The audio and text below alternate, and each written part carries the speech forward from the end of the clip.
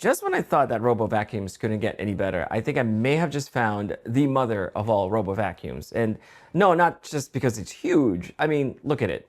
The HomePod right next to it looks like a HomePod Mini. So no, it's not just about the size. You see, I've had Robo vacuums in the past and they all pretty much promise the same thing. Good object detection, good suction power, a hands-free experience, except for the ones that mop. Because if you have a Robo vacuum that mops, you are going to have to empty out the water tank. This Robo vacuum does not require you to refill the water tank because it kind of does it on its own.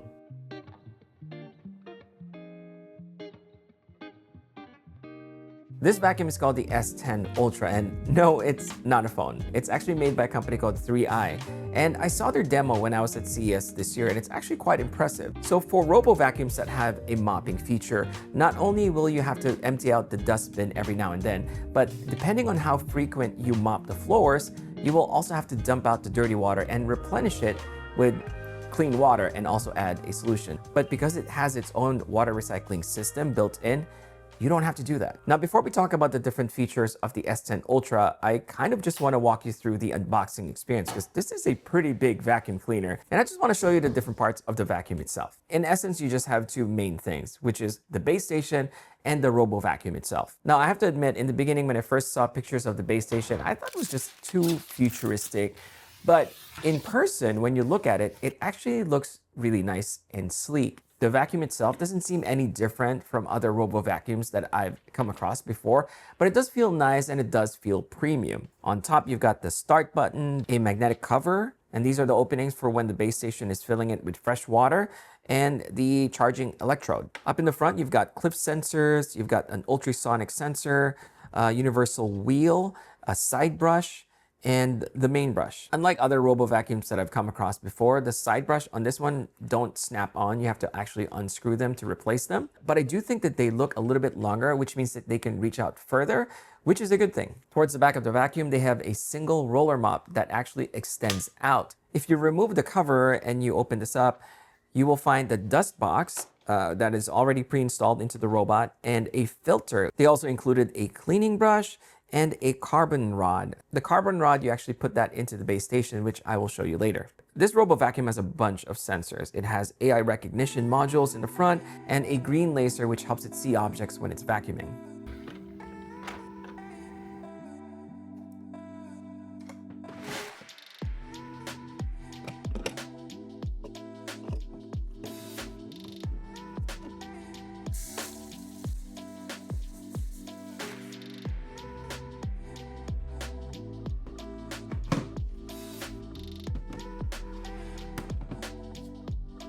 Initial setup is actually not bad. The only challenge for a base station this size is that you will have to find a space where there's ample room for the Robo vacuum to move around. I gave it a few minutes to charge first, and then I installed the 3i app so I could set up the Robo vacuum.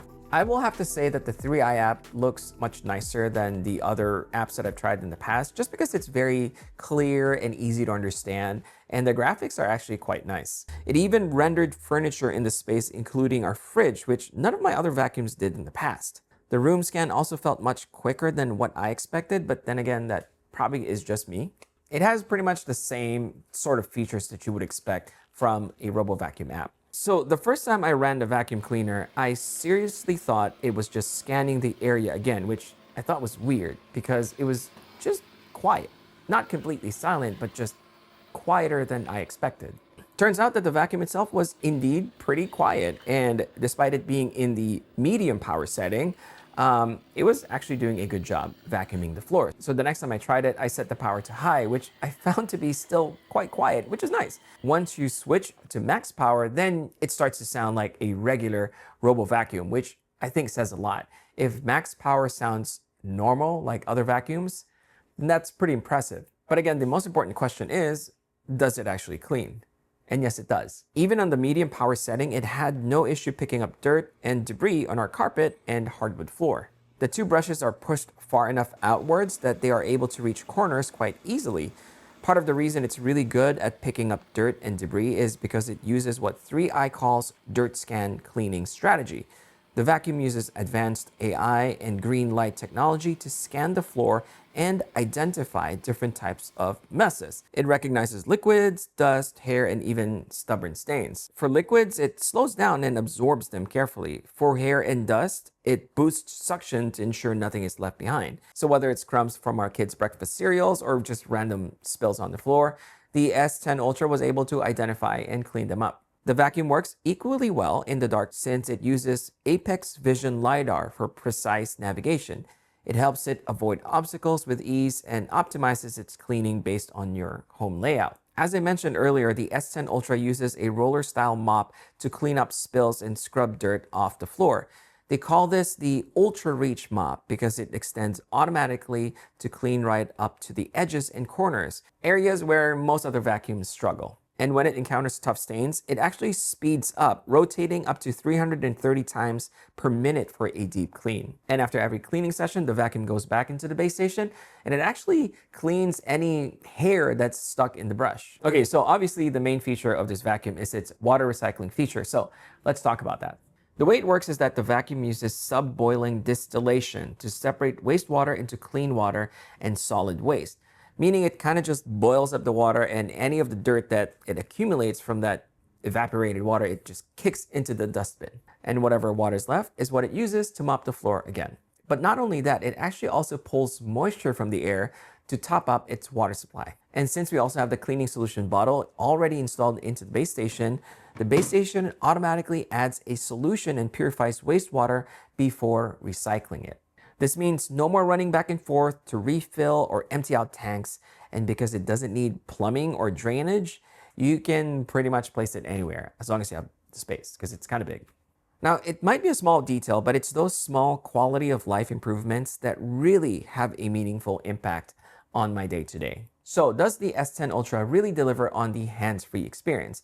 Now, the frequency of which you empty out the dustbin will obviously depend on the size of your home and how many times you actually clean. Typically in our household, the dustbin gets emptied maybe once every 3 months. But for the mopping feature in my other vacuums, I definitely have to replenish the water at least once every week or week and a half. For the S10 Ultra, which we've had for about a month now, I have actually yet to replace the water, which is kind of great. One of the great things about the S10 Ultra is that it has a self-cleaning feature for the mop to prevent odors.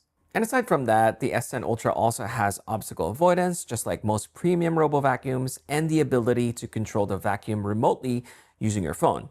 Now, is that a useful feature? Not really sure, but it is kind of fun to use. In the beginning, I was kind of unsure. I wasn't really sure if I was going to like the vacuum because, for one, it's big. I didn't really like the design, and I wasn't sure about the whole self-replenishing water. But after using it for over a month now, I have to say that the design definitely has grown on me. It does look premium, it does look nice. The only thing that I wish is that I wish it came in a different color. If this thing had a white version, I think it would look amazing. However, in reality, most Robo vacuums, no matter how nice they look, they kind of just sit in the corner where you basically just ignore them and you kind of forget about them. This thing is a little too big for you to ignore it, but at least I think it makes for a good conversation piece. You can schedule cleaning like most other Robo vacuums out there, but the whole water recycling feature has got to be my favorite feature because it just takes another thing off my list.